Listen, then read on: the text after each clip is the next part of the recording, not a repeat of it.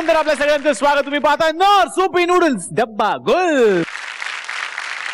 मोठ्यांची आत्मचरित्र वाचून आपल्याला नेहमीच प्रेरणा मिळत असते, पण आमच्या एका छोट्या मैत्रिणीने इतकी प्रेरणा घेतलीये, स्वतःच आत्मचरित्र लिहायला घेतलंय. आता बघूया तिच्या आत्मचरित्रात तिनं काय काय लिहिलंय. जोरदार टाळ्यांनी आपण स्वागत करूयात तारे मास्तरांच्या टीम मधून बब्बी आणि मनू.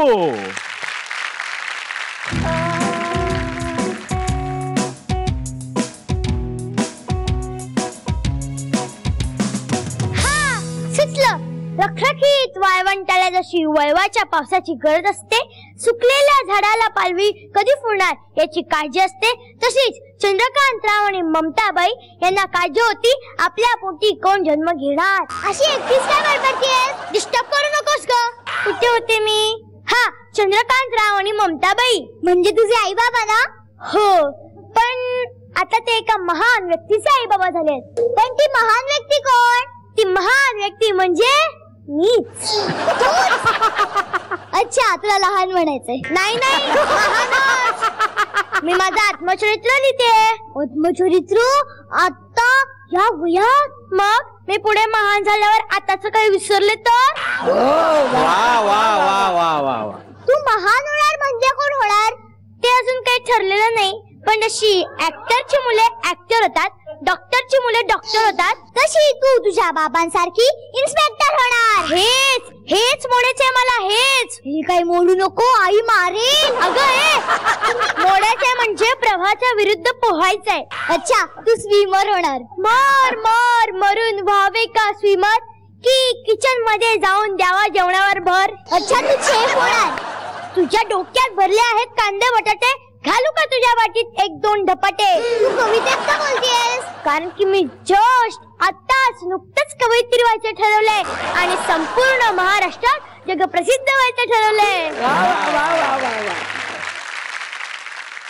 पण तू कविता कधीपासून यायला लागलीस? लहानपणापासून, पण तेव्हा माझी भाषा कुणालाच कळत नव्हती. एकदा नर्सने मला जोरात पाण्यात ठेवलं तेव्हा लागलं. मला रडतेस ना? हेच वाटलं सगळ्यांना, पण ती माझी पहिली कविता होती. लहान मुलांना असं कोणी ठेवतं का जोरात? लहान मुलांना असं कोणी ठेवतं का जोरात? स्वतःला कोण समजता कोण तुम्ही? अंजुबाई थोरात. पण या अंजुबाई थोरात कोण? त्या नर्सबाई. अच्छा, त्यांचं पण नाव डोक्यात ठेवलं. मग उगाच कोणी महान होत नाही. अशी महान लोक लहान असताना फार सहन आपलं सहन करतात, हे लक्षात ठेव. तर मी कुठे होते? माझी पहिली कविता कोणती? छोटा बच्चा जान के हमको ना समझाना रे, टिपी टिपी डप डप, टिपी टिपी डप डप. छोटा बच्चा जान के हमको ना समझाना रे, टिपी टिपी डप डप, टिपी टिपी डप डप. पण हे कोणत्या तरी पिक्चर मधलं गाणं आहे. हो ना, माझं गाणं कोणी चोरलं ते अजूनपर्यंत कळलंच नाही. मग तू कंप्लेंट कर. केली असती ग कंप्लेंट, पण आता खूप लेट झालंय. तसंही समुद्रातून कोणी ओंझळभर पाणी घेतलं तरी पडतो का समुद्राला काही फरक? म्हणजे काय आहे की नाही जड? असणारच. समुद्रातलं पाणी जडच असतो. पाणी फिरवू नको ग माझ्या जड वाक्यांवर. अशी जड वाक्य आत्मचरित्रात वापरायची असतात. फार डोळी जड बोलू नकोस ग. तू ऐक तर, माझं होलाकीचं बालपण. होलाकीचं म्हणजे? ते मला पण माहित नाही, त्यात माझ्या जेवणाची फार हार झाली असं मी लिहिणार. तुझी आई इतका छान स्वयंपाक बनवते, रोज तुझ्या डब्यात नवीन नवीन खाऊ असतो. अगं, पण असं लिहिलं तर वाचताना मजा कशी येणार? म्हणजे मला काही कळत नाहीये. मला तरी कुठे कळलंय. हा, तर त्यात मी अजून काय लिहिणार माहितीये? मी रोज रात्री रस्त्यावरच्या दिव्याखाली अभ्यास करायचे. अगो, तुझ्याकडे दिवेच काय, इन्व्हर्टर सुद्धा आहे? नाही, आमच्याकडे वीज नव्हती. विजेचा इतका गोंधळ होता की पावसाळ्यात सुद्धा आमच्या घरावर कधीच वीज पडली नाही. छप्पर गळकं होतं, पांघरूण मळकं होतं, अंगावर फडकं होतं, आमचं घर पडकं होतं.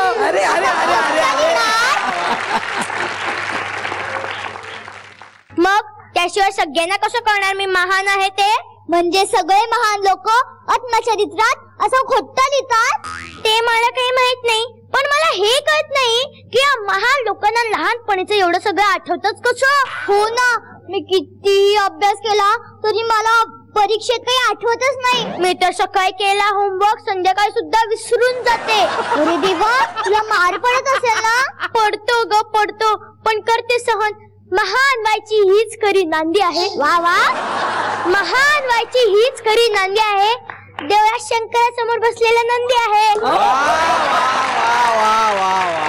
तू कवयित्री होणार, पण कवयित्री झाल्यावर मला विसरणार नाहीस ना? अजिबात नाही. मी तुझ्यावर एक मोठा चॅप्टर लिहीन. गौरी देशपांडे, माझी पहिली प्रशंसक. पण तू मला पूर्ण कविता म्हणून दाखवलीच नाहीस. हो ग, आता म्हणून दाखवते. माझी कविता तुला अर्पण. कवितेचं नाव आहे तीन थेंब. तीन थेंब. पुढे ऐका. टप वा टप वा वा. पुढे संपली. तीनच थेंब आहेत ना. टप टप बघ.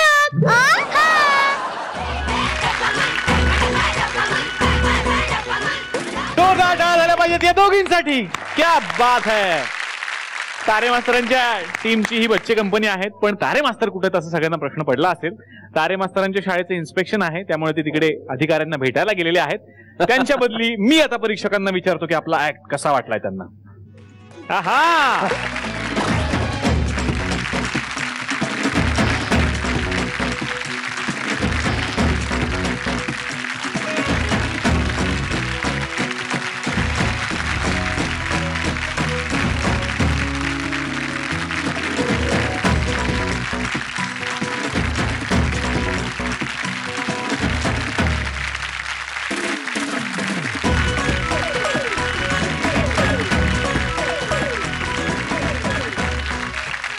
आणखी काही हवंय? हो हो. काय हवंय? काय हवं?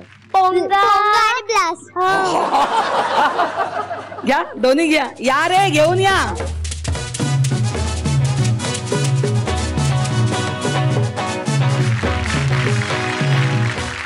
कोण पोंगा पंडितीण? दोघी. दोघी. आता चॉकलेट्स आहेत हातात. जादूची टोपी आणि त्याच्यामध्ये सगळे चॉकलेट. चला. हा,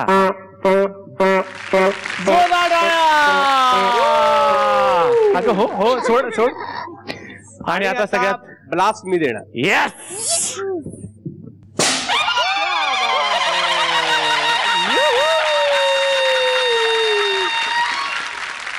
चला, झालं ना सगळं? बास ना आता? काही बाकी आहे? अरे देवा, सिग्नल बाकी आहे. निर्मितीताई,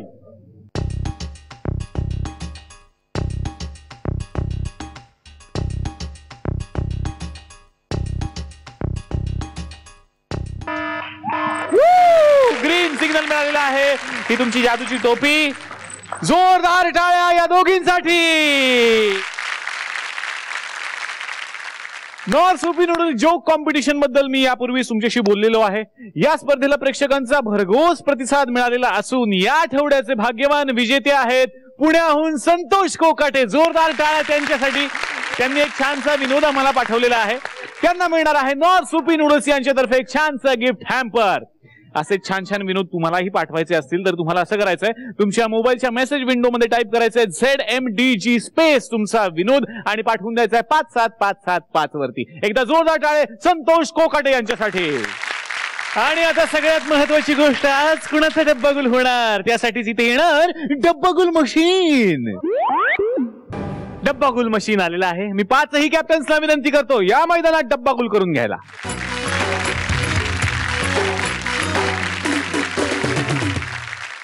जोरदार टाळ्या चौघांसाठी झाल्या पाहिजेत. आणि आता मी कॅप्टन्सना विनंती करतो, प्लीज डब्यावरती हात ठेवून शांतपणे प्रार्थना करा.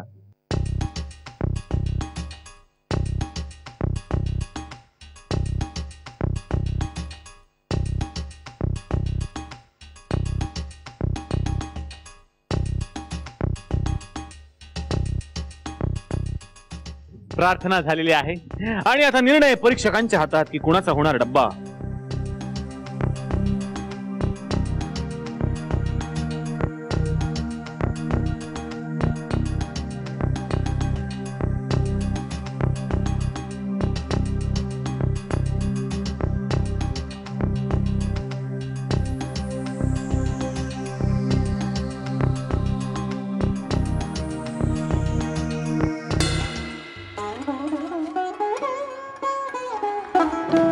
नखरेल काही परीक्षक या मैदानात.